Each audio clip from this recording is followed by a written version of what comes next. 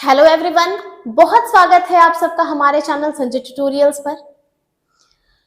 जैसा कि हम अपने फंडामेंटल्स ऑफ पार्टनरशिप अकाउंट्स की सीरीज को लेकर बढ़ रहे थे और हमने गुडविल तक के कंसेप्ट्स को डिस्कस कर लिया था। और अपने अगर लास्ट लेक्चर की हम बात करें तो लास्ट लेक्चर में हमने गुडविल के कंसेप्ट्स को समझने की कोशिश करी थी, जहां पे हमने समझा था what is the basic concepts behind goodwill, goodwill होता क्या है, क्या क्या डिफरेंट फीचर्स हैं गुडविल के, कितने टाइप्स के गुडविल होते हैं। साथ ही साथ हमने देखा था कि ऐसे कौन कौन से फैक्टर्स हैं जो कि एक बिजनेस ऑर्गेनाइजेशन के गुडविल क्रिएशन में उनकी हेल्प करते हैं, कौन कौन से ऐसे फैक्टर्स हैं जिनको ध्यान में रखना पड़ता है एक ऑर्गेनाइजेशन को, जिससे कि उनकी गुडविल भी इफेक्टेड होती है। साथ ही साथ हमने पढ़ा था कि अगर हम अकाउंटिंग ट्रीटमेंट्स की बात करें तो कौन कौन से ऐसे एस्पेक्ट्स हैं, कौन कौन से ऐसे सिचुएशंस हैं जहां पे गुडविल की कैलकुलेशंस हमें करनी पड़ती हैं। साथ ही हमने देखा था कि कौन कौन से टाइप के गुडविल होते हैं। तो हमने वहां देखा था कि गुडविल दो तरह के होते हैं, परचेज्ड गुडविल एंड इनहेरिटेड यानी कि सेल्फ जनरेटेड गुडविल। और वहीं पे हमने एक बार डिस्कस कर ली थी कि अगर हम अकाउंटिंग ट्रीटमेंट की बात करते हैं तो बहुत ही बेहतर तरीके से हम एक बात समझ चुके हैं कि हम अकाउंटिंग ट्रीटमेंट सिर्फ और सिर्फ उन्हीं आइटम्स का करते हैं जिसमें फाइनेंशियल नेचर या money and money term involve हो। तो अगर हम सेल्फ जनरेटेड गुडविल की बात करें तो सेल्फ जनरेटेड गुडविल तो हमारे हार्ड वर्क, हमारे ऑनेस्टी, हमारे कस्टमर रिलेशंस, हमारे रेगुलर और कंटिन्यूअस एफर्ट से जनरेट होती हैं। यहाँ पे कहीं भी मनी का एक्सचेंज नहीं है। इस वजह से हम सेल्फ जनरेटेड या इनहेरिटेड गुडविल के केस में अकाउंटिंग ट्रीटमेंट्स नहीं करते गुडविल का। बट अगर हम परचेज्ड गुडविल की बात करें तो परचेज्ड गुडविल के बिहाफ में मनी का कंसिडरेशन आता है। हमने मनी का एक्सचेंज किया है किसी एक पर्टिकुलर बिजनेस को खरीदने के लिए, तो यहाँ पे मनी का इन्वॉल्वमेंट है, फाइनेंशियल इन्वॉल्वमेंट्स है, जिसके वजह से हम यहाँ पे गुडविल का कैलकुलेशन करते हैं। तो अब बात आती है कि अगर हमें अकाउंटिंग ट्रीटमेंट करना है, गुडविल का कैलकुलेशन करना है, तो ऐसे कौन कौन से मेथड्स होने वाले हैं, कौन कौन से ऐसे मेथड्स हो सकते हैं जिनको हम यूज कर सकते हैं, जिसके हेल्प से हम गुडविल का कैलकुलेशन कर सकते हैं, गुडविल की वैल्यूज को फाइंड आउट कर सकते हैं। तो आइए आज के लेक्चर को शुरू करते हैं और समझते हैं कि ऐसे कौन कौन से मेथड्स हैं जिनकी हेल्प से हम गुडविल के कैलकुलेशंस को कर सकते हैं। सबसे पहले तो हम आएंगे What are the different methods of the valuation of goodwill? तो यहाँ पे देखिए डिफरेंट मेथड्स है हमारे गुडविल वैल्यूएशन के। सबसे पहला जो हमारा सबसे बेसिक मेथड आता है वो कहलाता है हमारा एवरेज प्रॉफिट मेथड। ठीक है, इसी का एक्सटेंशन भी होता है वेटेड एवरेज प्रॉफिट मेथड, उसको भी हम यहाँ पे डिस्कस करेंगे। नेक्स्ट मेथड आता है हमारा सुपर प्रॉफिट मेथड और लास्ट आता है हमारा कैपिटलाइजेशन मेथड। तो ये कुछ मेथड्स हैं जिनको यूज करते हैं हम गुडविल के कैलकुलेशन के लिए। तो आइए एक एक करके हम इन तीनों मेथड्स को समझेंगे और समझेंगे कि किस तरीके से हम इनकी मदद से गुडविल की वैल्यूज को फाइंड आउट कर पाते हैं। सबसे पहले तो हम बढ़ेंगे एवरेज प्रॉफिट मेथड पे। एवरेज एक स्टैटिस्टिकल वर्ड है, एक मैथमेटिकल वर्ड है। एवरेज का मतलब क्या होता है, कुछ पर्टिकुलर यूनिट ऑफ वैल्यूज का जब हम एक एग्रीगेट वैल्यू निकालते हैं, एवरेज वैल्यू निकालते हैं, तो वही हमारा एवरेज कहलाता है। ठीक है, हम क्या करते हैं, कुछ वैल्यूज दी हुई हैं, उन वैल्यूज को हम सम टोटल करते हैं और जितने यूनिट्स ऑफ वैल्यूज है जब हम उससे उनको डिवाइड कर देते हैं तो जो एक वैल्यू निकल के आती है उसी को हम बोलते हैं कि ये एवरेज है इन एक्स वैल्यूज का। ठीक है, तो यहाँ पे हम बात क्या कर रहे हैं, एवरेज प्रॉफिट मेथड, यानी कि हम एक ऑर्गेनाइजेशन के डिफरेंट ईयर के प्रॉफिट्स को कंसिडरेशन में लेंगे और जिसकी हेल्प से हम एक ऑर्गेनाइजेशन की गुडविल को फाइंड आउट करेंगे। अब यहाँ पे बात आती है कि मैम प्रॉफिट्स को क्यों कंसिडरेशन में लिया जा रहा है गुडविल के कैलकुलेशन के लिए, तो ध्यान से समझिएगा। गुडविल एक इनटेंजिबल एसेट्स है जिसका इफेक्ट प्रॉफिट मैक्सिमाइजेशन पे पड़ता है, जिसके वजह से हम इसकी कैलकुलेशन में प्रॉफिट्स को कंसिडरेशन में लेके आते हैं। हमने जब गुडविल को पढ़ा था तो हमने उसके फीचर्स में देखा था, it helps in earning access profit. Goodwill की मदद से हम क्या कर पाते हैं, एक ऑर्गेनाइजेशन का नेम फेम अच्छा है, एक ऑर्गेनाइजेशन के रेपुटेशंस बहुत अच्छे हैं, एक ऑर्गेनाइजेशन की मार्केट इमेज बहुत अच्छी है, जिसकी वजह से एक ऑर्गेनाइजेशन एक ही कॉम्पिटिटिव मार्केट में रह के बाकी अपने अदर कॉम्पिटिटर्स से ज्यादा अच्छा प्रॉफिट कमा रहा है, बाकी नॉर्मल प्रॉफिट से उसका रेंज ऑफ प्रॉफिट काफी अच्छा है, तो ये किस चीज को डिनोट करता है? उस पर्टिकुलर ऑर्गेनाइजेशन के कनेक्शंस, उस पर्टिकुलर ऑर्गेनाइजेशन के रेपुटेशंस को इंडिकेट करता है। तो बिल्कुल यही बात हमें समझ में आई कि यानी कि प्रॉफिट का इम्पैक्ट किस जगह पे पड़ता है, तो प्रॉफिट, हमारे गुडविल का इम्पैक्ट प्रॉफिट्स पे पड़ता है।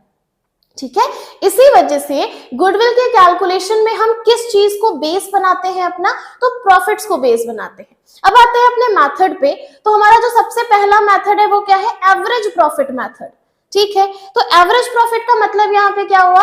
एवरेज, अभी हमने समझा कि हम क्या करेंगे, कुछ अपने पुराने सालों के प्रॉफिट्स को कंसिडरेशन में लेंगे और उनके एवरेज को बेस बनाएंगे और उसके बेस पे हम समझेंगे कि एक ऑर्गेनाइजेशन की गुडविल क्या है। ठीक है, तो एवरेज प्रॉफिट मेथड क्या बताता है, आइए समझेंगे।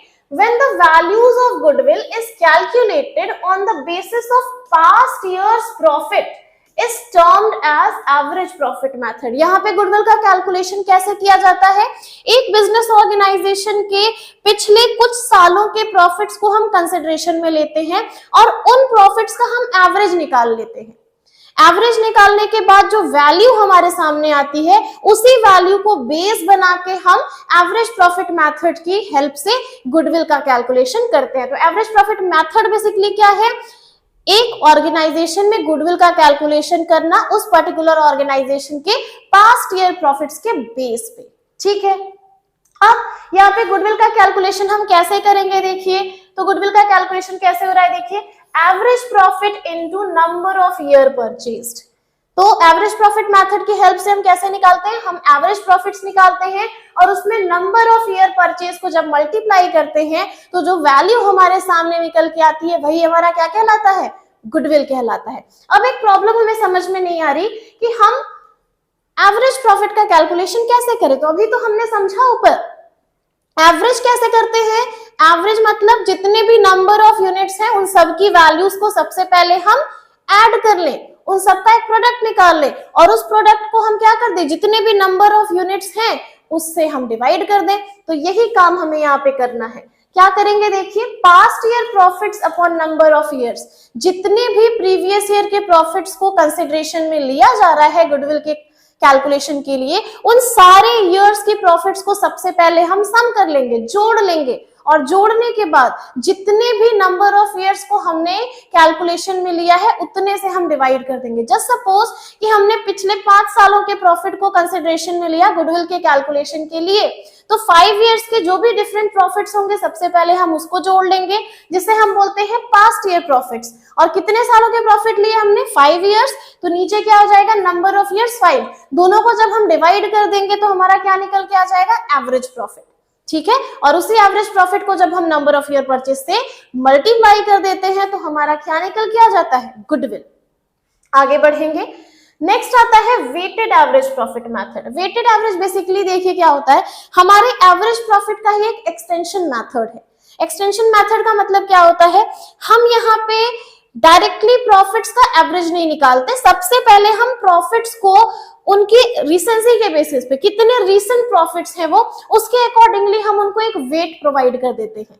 और जब हम उस पर्टिकुलर प्रॉफिट्स को वेट के थ्रू प्रोडक्ट बनाते हैं उनका, और उस प्रोडक्ट का सम टोटल करने के बाद हम यहाँ पे प्रॉफिट्स का एवरेजिंग करते हैं। तो आइए देखें एवरेज प्रॉफिट मेथड क्या है। Average profit method, average profit is a modified version of weighted average profit is a modified version of average profit method. According to this method, each year's profit is assigned a weight. क्या कहा जा रहा है कि weighted average profit method क्या है? तो weighted average profit method एक modified version है, एक extension है। किस चीज का एक्सटेंशन है? तो एवरेज प्रॉफिट का एक्सटेंशन है। इसमें बेसिकली हम करते क्या है, तो इस पर्टिकुलर मेथड में हम हर सालों के प्रॉफिट को, एवरी ईयर प्रॉफिट को हम क्या कर देते हैं? एक वेट असाइन कर देते हैं। और ये वेट किसके हिसाब से होता है? तो जितने रीसेंट प्रॉफिट्स होते हैं उनका वेट उतना ज्यादा होता है, जितने पुराने प्रॉफिट्स होते हैं उनका उतना कम वेट होता है। तो उनके पीरियड के बेसिस पे हम उनको एक वेट प्रोवाइड करते हैं और उसी के बेसिस पे हम उनका प्रोडक्ट निकाल लेते हैं। आइए आगे बढ़ेंगे। The highest weight is attached to the profit of the most recent years. जैसा कि हमने कहा कि जितने रीसेंट प्रॉफिट्स हैं, जितने नियर प्रॉफिट्स हैं, उनको उतना ज्यादा वेट प्रोवाइड कर देते हैं, और जितने हमारे प्रीवियस ईयर के प्रॉफिट्स हैं, जितने हमारे पोस्ट प्रीवियस ईयर के प्रॉफिट्स हैं, बहुत पुराने प्रॉफिट्स हैं, उनको हम कम वेट प्रोवाइड करते हैं और उन्हीं वेट्स के बेसिस पे हम उनका एक प्रोडक्ट निकालेंगे मल्टीप्लाई करके, और फिर उन जो प्रोडक्ट का सम टोटल आएगा उसके बेसिस पे हम जितने भी नंबर ऑफ ईयर्स को कैलकुलेशन में लिया गया था और जो हमने उनको वेट प्रोवाइड किया है उसके बेसिस पे हम वेटेड एवरेज प्रॉफिट यहाँ पे निकालते हैं। आइए देखेंगे। Weighted average profit method is considered better than the simple average profit method because it assigns more weightage to the profits of the latest years which is likely to be earned in future. This method is preferred to ascertain the trend of profit and loss of the past years. Basically अगर हम बात करें तो average profit से ज्यादा suitable कौन सा method होता है? Weighted average profit method. ऐसा क्यों होता है? क्योंकि हम इसको ज्यादा वेटेज देते हैं बिकॉज ये हमारे ट्रेंड ऑफ प्रॉफिट्स को असाइन करने में हेल्पफुल होता है। एक ऑर्गेनाइजेशन को जब कभी भी अपने ट्रेंड ऑफ प्रॉफिट्स को देखना होता है तो वो किस पैटर्न को यूज करती है? वेटेड एवरेज प्रॉफिट मेथड के पैटर्न को यूज करती है। आगे बढ़ेंगे। किस तरह से कैलकुलेशन करते हैं वेटेड एवरेज प्रॉफिट मेथड का? तो सबसे पहले तो हमारा आता है weighted average profit is equal to total of product of profits upon total of weights. अभी हमने समझा प्रोडक्ट कैसे निकालते हैं। हमने क्या कहा, मान लीजिए पिछले प्रीवियस 5 इयर्स के प्रॉफिट्स को हमने लिया तो उन 5 इयर्स को हम एक वेट प्रोवाइड कर देंगे और उन वेट से हम उनका मल्टीप्लीकेशन कर देंगे। Just suppose we are in the year of 2022 और मैंने पिछले 5 सालों का प्रॉफिट ले लिया। प्रॉफिट कौन कौन से ईयर के हो जाएंगे हमारे? 21, 20, 19, 18 एंड 17। तो सबसे रीसेंट ईयर का प्रॉफिट मेरा कौन सा है? अगर मैं 2022 में हूं तो मेरा सबसे रीसेंट ईयर 2021, उसके बाद 2020, उसके बाद 19, 18 एंड देन 17, है ना। तो ऐसे हम जो सबसे रीसेंट ईयर है उसको सबसे ज्यादा वेट प्रोवाइड करते हैं, उसके बाद उससे कम ऐसे करके हम एक सीक्वेंस में वेट प्रोवाइड करेंगे और वेट के साथ हम अपने प्रॉफिट्स को मल्टीप्लाई कर देंगे। मल्टीप्लाई करने से जो वैल्यू निकल के आती है उसको हम बोलते हैं प्रोडक्ट। ठीक है। प्रोडक्ट निकालने के बाद हम जितने भी नंबर ऑफ ईयर्स है उन सारे प्रोडक्ट्स को टोटल कर लेते हैं और हमने उन डिफरेंट ईयर्स को जो वेट दिया था उसका भी हम टोटल कर लेते हैं और जो हमारा टोटल प्रोडक्ट आया है उसको हम अपने टोटल वेट से डिवाइड कर देते हैं। डिवाइड करने के बाद जो हमारी वैल्यू निकल के आती है उसी को हम बोलते हैं वेटेड एवरेज प्रॉफिट। तो आइए देखें। यहाँ पे सबसे पहली चीज आई कि how do we calculate total products of the profit. तो टोटल प्रोडक्ट कैसे निकलेगा? तो टोटल प्रोडक्ट निकालने के लिए सबसे पहले तो हमें समझ में आना चाहिए प्रोडक्ट निकालना। प्रोडक्ट कैसे निकला? तो प्रॉफिट्स इनटू वेट्स। जैसे अगर हम एग्जांपल लें, मान लीजिए अभी मैंने जो सेम एग्जांपल आपको दिया, मैंने क्या कहा? मैंने एग्जांपल लिया 2021, 2020, 2019, 2018 एंड 2017। ये मेरे डिफरेंट 5 इयर्स हैं। तो मैंने इस पर्टिकुलर ईयर्स को सबसे ज्यादा, फिर उससे कम, फिर उससे कम, फिर उससे कम, जैसे मान लीजिए मैंने इनको 5, इनको 4, इनको 3, इनको 2 और इनको 1 वेट दे दिया। अब जो कुछ भी मेरा प्रॉफिट है, जस्ट सपोज कि इस पर्टिकुलर ईयर का प्रॉफिट मेरा 10 था, 10,000 था, इस पर्टिकुलर ईयर का प्रॉफिट मेरा 8,000 था, इस पर्टिकुलर ईयर का प्रॉफिट मेरा 5,000 था, इस पर्टिकुलर ईयर का प्रॉफिट मेरा 7,000 था और इस पर्टिकुलर ईयर का प्रॉफिट मेरा 15,000 था। तो इसके बेसिस पे हम क्या करते हैं? अब इनको हम मल्टीप्लाई करके इनका हम प्रोडक्ट निकाल लेते हैं। जैसे ही हम इनको मल्टीप्लाई करेंगे ये हमारा क्या निकल जाएंगे? प्रोडक्ट्स निकल जाएंगे। ये जो मैंने लिखा है ये हमारा प्रीवियस ईयर का प्रॉफिट है और ये जो मैंने रखा है ये हमारे लिए वेट है। अब जैसे ही हम इनको मल्टीप्लाई करेंगे ना, ये जो वैल्यूज निकल के आएंगे ये हमारा कहलाता है प्रोडक्ट। ठीक है। अब जो भी कुछ हमारा यहाँ पे आएगा इसको जब हम टोटल करेंगे, टोटल जो हमारी वैल्यू आएगी वो हमारा कहलाता है सिग्मा प्रोडक्ट या फिर टोटल प्रोडक्ट, और उसी टोटल प्रोडक्ट्स को हम यहाँ पे रखते हैं। नीचे क्या है हमारा? Total of weights. तो ये हमने जो वेट रखा है इन सब को भी हम क्या कर लेंगे? इन सब का भी हम टोटल कर लेंगे और टोटल करने के बाद हम उसको यहाँ पे प्लॉट करेंगे और दोनों ही वैल्यूज को हम डिवाइड कर देंगे। डिवाइड करने के बाद जो हमारी वैल्यू निकल के आएगी उसी को हम कहते हैं वेटेड एवरेज प्रॉफिट। अब वेटेड एवरेज प्रॉफिट तो निकालना सीख लिया हमने, गुडविल कैसे निकालेंगे? तो बिल्कुल वही प्रोसेस है हमारा, weighted average profit into number of year purchase. ठीक है, तो goodwill is equals to weighted average profit into number of year purchases. तो ये हमारा हो गया वेटेड एवरेज प्रॉफिट मेथड। आगे बढ़ेंगे, नेक्स्ट आता है हमारा super profit method. Super profit method क्या होता है, आइए समझने की कोशिश करेंगे। एक ऑर्गेनाइजेशन जब कभी भी बिजनेस में पैसा लगाती है, इन्वेस्ट करती है, तो वो एक रिटर्न सोचती है कि अगर हम यहाँ पे इतना इन्वेस्ट कर रहे हैं, हमने इतना यहाँ पे पैसा लगाया है, तो एक मिनिमम रेट ऑफ रिटर्न कितना हमको वापस मिल सकता है। उसके बेसिस पे एक ऑर्गेनाइजेशन अपने नॉर्मल प्रॉफिट्स को एस्टिमेट करती है कि हम जितना इन्वेस्टमेंट कर रहे हैं उसका हमको एक नॉर्मल बेसिस पे रिटर्न कितना मिल जाएगा।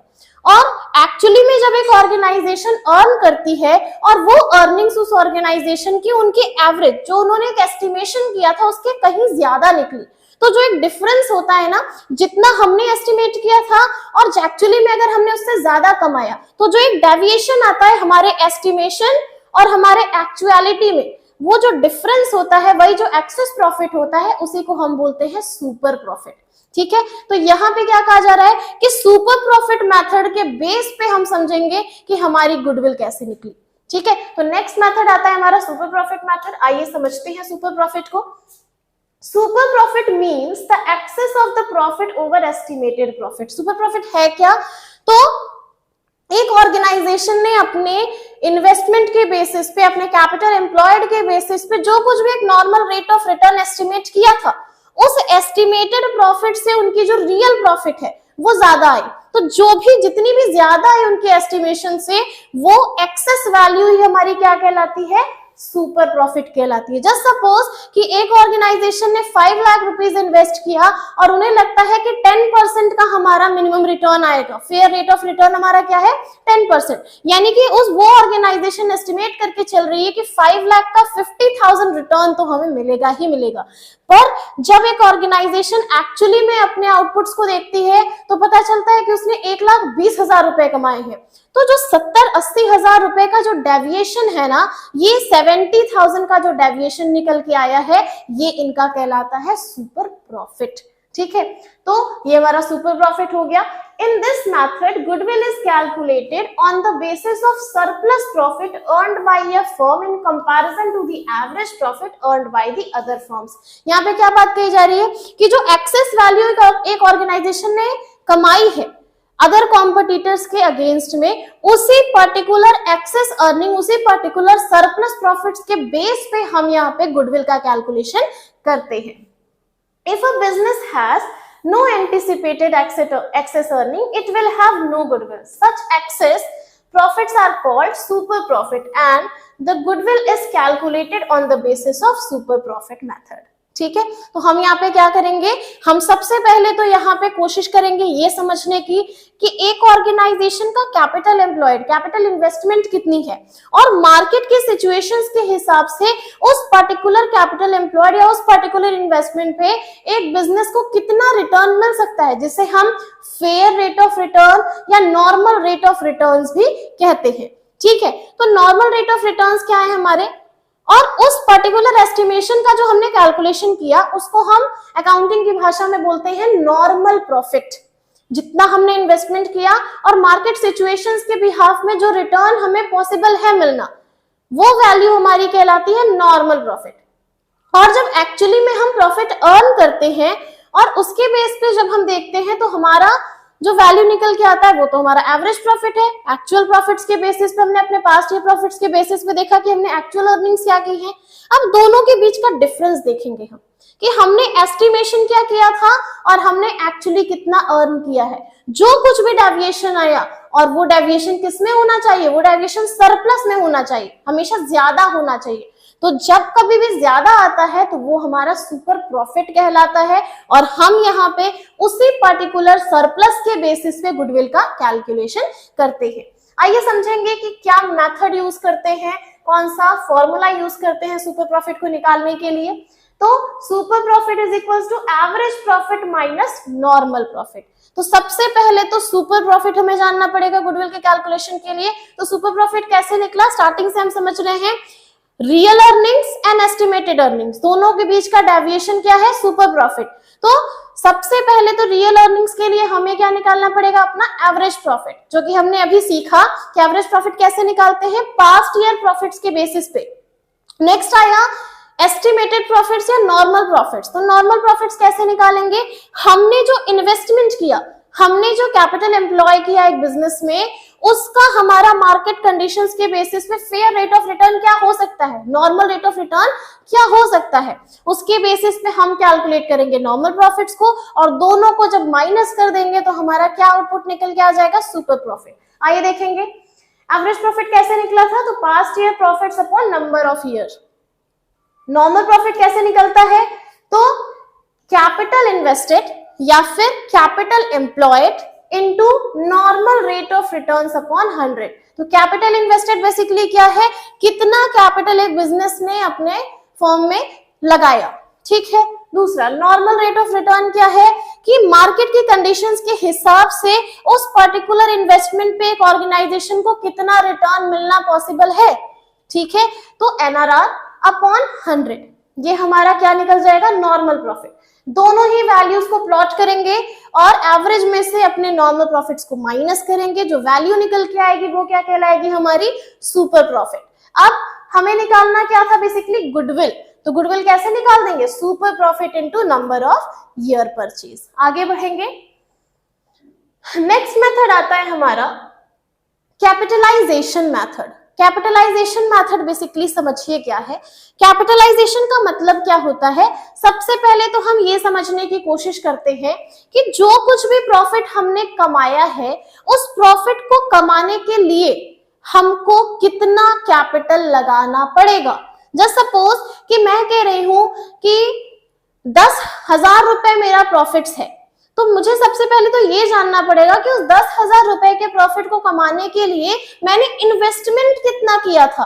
तो कैपिटलाइजेशन मेथड में सबसे पहले तो हम ये जानने की कोशिश करते हैं how much capital is invested in an organization to earn that particular profit. और हम अब कंपेयर करते हैं कि जो प्रॉफिट हमको आया है, उस प्रॉफिट के बेसिस पे अगर हम देखें तो कितना कैपिटल लगाने की जरूरत थी और एक्चुअली में हमने कितना कैपिटल लगाया था। इन दोनों के बीच का जो डिफरेंस होता है ना, वही कहलाता है हमारा profits goodwill calculation on the basis of capitalization method. तो कैपिटलाइजेशन का सिंपल सा सेंस क्या है, कैपिटलाइजेशन मीन्स वैल्यू और capital which is invested in an organization to earn a particular value of profit। सबसे पहले तो कैपिटलाइज्ड वैल्यू क्या है, ये जानना कि जो एक ऑर्गेनाइजेशन प्रॉफिट अनकर कर रही है, एक ऑर्गेनाइजेशन जो भी कुछ भी प्रॉफिट कमा रही है, उस प्रॉफिट को कमाने के लिए उस ऑर्गेनाइजेशन को कितना कैपिटल लगाना पड़ा होगा, इस चीज को हमने चेक किया। अब हम ये देखेंगे कि एक्चुअली ने एक ऑर्गेनाइजेशन ने कैपिटल लगाया कितना था उस प्रॉफिट को अर्न करने के लिए। जस्ट सपोज कि हमें लगता है कि जो प्रॉफिट हमने कमाया, जस्ट सपोज हमने 50,000 का प्रॉफिट अर्न किया और हमें लगता है कैलकुलेशन के बेसिस पे कि उस प्रॉफिट को कमाने के लिए हमें 5 लाख कैपिटल इन्वेस्ट करना चाहिए था, ठीक है। लेकिन जब हम एक्चुअली में कंसिडरेशन में ले रहे हैं वैल्यूज को, तो हमें पता चल रहा है कि हमने कैपिटल तो सिर्फ 4 लाख रुपए की लगाई थी, पर हमको प्रॉफिट 50,000 का हो रहा है। तो जो एक डेविएशन आया ना, हमारे कैलकुलेशन के हिसाब से कैपिटलाइज्ड वैल्यू है 5 लाख की, बट हमने कैपिटल इन्वेस्ट किया था 4 लाख का। तो जो एक डिफरेंस है 1 लाख का, वो हमारा क्या है, गुडविल है। तो कैपिटलाइजेशन मेथड में हम क्या करते हैं, कैपिटलाइज्ड वैल्यू के बेसिस पे गुडविल की वैल्यू को फाइंड आउट करते हैं। यहाँ पे हम दोनों ही अपने प्रॉफिट्स को कंसिडरेशन में लेते हैं। हम capitalization by average profit method भी देखते हैं, हम capitalization by super profit methods को भी कंसिडरेशन में लेते हैं। आइए समझेंगे सबसे पहले कैपिटलाइजेशन मेथड क्या है। Under capitalization methods goodwill is calculated in 2 ways. अगर हम कैपिटलाइजेशन की बात करें तो यहाँ पे गुडविल को 2 तरीकों से कैलकुलेट किया जाता है। सबसे पहला आता है हमारा capitalization of average profit method और दूसरा आता है capitalization of super profit method. आइए दोनों को एक एक करके समझेंगे हम। सबसे पहला आया हमारा capitalization of average profit method. आइए समझें क्या है ये। Under this method, first of all, we calculate the average profit and then we assess the capital needed for earning such average profit on the basis of normal rate of return। क्या कहा गया कि सबसे पहले इस method में हम average profit को कैलकुलेट करते हैं और उस एवरेज प्रॉफिट के बेस पे हम ये समझने की कोशिश करते हैं कि कितना कैपिटल लगाया होगा हमने कि इतना प्रॉफिट आया है। ठीक है, आगे such capital is called capitalised value of average profit. और जो वैल्यू हमने फाइंड आउट करी ना प्रॉफिट के बेस पे कैपिटल निकालने वाली, उस पर्टिकुलर वैल्यू को हम बोलते हैं capitalised value of average profit. यानी उस पर्टिकुलर एवरेज प्रॉफिट को कमाने के लिए कितना कैपिटल लगाया गया बिजनेस में। ठीक है, Goodwill is calculated by deducting the actual capital employed in the business from the capitalized value of average profit। और फिर गुडविल कैसे निकालते हैं हमने ये एस्टिमेट कर लिया कि कितना कैपिटल लगाना पड़ा होगा और फिर हम कंपेयर करेंगे उसको कि एक्चुअली में हमने कितना कैपिटल लगाया था, जो दोनों के बीच का डिफरेंस होगा वही हमारा गुडविल कहलाएगा capitalization by average profit method के थ्रू। आइए देखें क्या हम फॉर्मूला यूज करते हैं।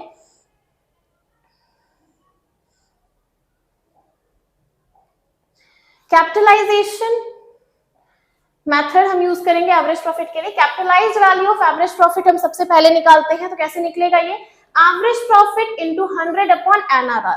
बेसिकली ध्यान से समझिएगा इस पर्टिकुलर को। अगर हम बात करें एवरेज प्रॉफिट की, तो एवरेज प्रॉफिट हम कैसे निकालते हैं, past year profits upon number of years. और ये जो प्रॉफिट है वो सम परसेंटेज होती होगी ना, तो हमने कहा जस्ट सपोज कि हम 50,000 रुपीज कमा रहे हैं और ये जो हमारा प्रॉफिट है वो 10% है। ठीक है, हमारा नॉर्मल रेट ऑफ रिटर्न कितना है, 10% के बराबर है। तो अगर हम कह रहे हैं कि हमने 10% के बराबर ये प्रॉफिट अर्न किया है, तो क्या हम इसके बेस पे ये नहीं पता कर सकते कि हमने कितनी कैपिटल लगाई होगी। तो प्रॉफिट के बेस पे हम कैपिटल को कंसीडर करेंगे। आइए जरा दिखाती हूँ आपको। मैंने क्या एग्जाम्पल लिया यहाँ पे, मैंने कहा कि एक ऑर्गेनाइजेशन ने 50,000 का एवरेज प्रॉफिट अर्न किया है और ये जो प्रॉफिट है ऑर्गेनाइजेशन के बिहाफ में नॉर्मल रेट ऑफ रिटर्न जो है उस ऑर्गेनाइजेशन का वो 10% के इक्विवेलेंट है। ठीक है, तो अगर मैं कहूं कि निकालिए कि कितना कैपिटल इस प्रॉफिट को कमाने के लिए लगाया गया होगा एक ऑर्गेनाइजेशन में, तो आप कहेंगे ठीक है मैम हम निकाल देते हैं कैपिटल वैल्यू कितनी हो जाएगी या कैपिटलाइज्ड वैल्यू कितनी हो जाएगी इसकी। तो capitalized value is equals to